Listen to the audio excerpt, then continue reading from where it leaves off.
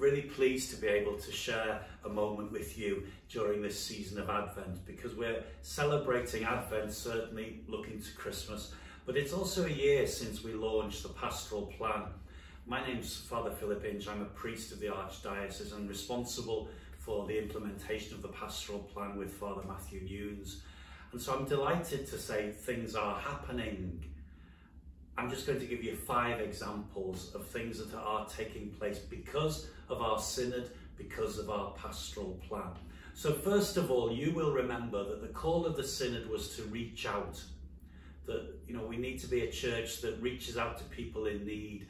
And we've done that remarkably since the synod. I mean, you'll know about the reaching out to the Ukraine, to people in Ukraine, to supporting all of that. We're also reaching out in the Warm Spaces initiative that's happening in parishes, in parish centres. But also through the pastoral plan, we've reached out, we've reached out by creating a new post in the diocese, a man called Pablo Guidi, who works in the pastoral development department, specifically with the idea of promoting Catholic social action. In other words, making us always remember to reach out. So that's one exciting development that's taken place because of our synod, because of what you said.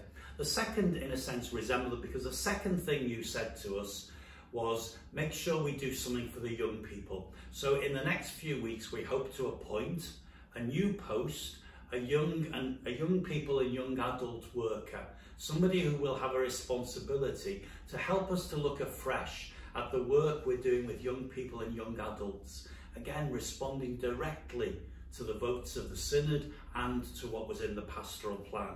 That comes under area 5 of our pastoral plan, becoming a church that cares for it, that nurtures its young people. The third area I just mentioned is the 6th area of our pastoral plan, a church becoming a church that supports and develops and nurtures its priests. We've been doing work all year with our priests, and it's been a remarkable piece of work. There are 105 priests in the diocese, diocesan priests. We've also got religious and other people, but 105 priests in the diocese who have an appointment, a canonical appointment. And out of that, 97 of them have taken part in this process. And they're ready to share with themselves what they've said and what they've learned. And I hope it'll help our priests to be better priests so that they can better serve God's people. So that's the third area that's really come alive because of our pastoral plan and our synod. The fourth area that sounds a bit kind of dry in one sense, but it's area 3 and 4 of the pastoral plan, and it's the structures, because you can't just have synodality as a nice idea. You've got to set up new structures to make it real. So we've done that in a number of ways. 2 ways where it's already happening.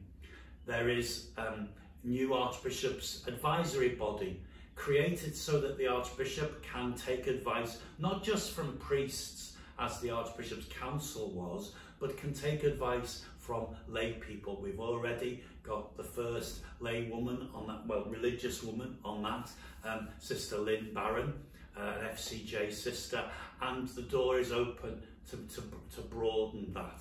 That's one area.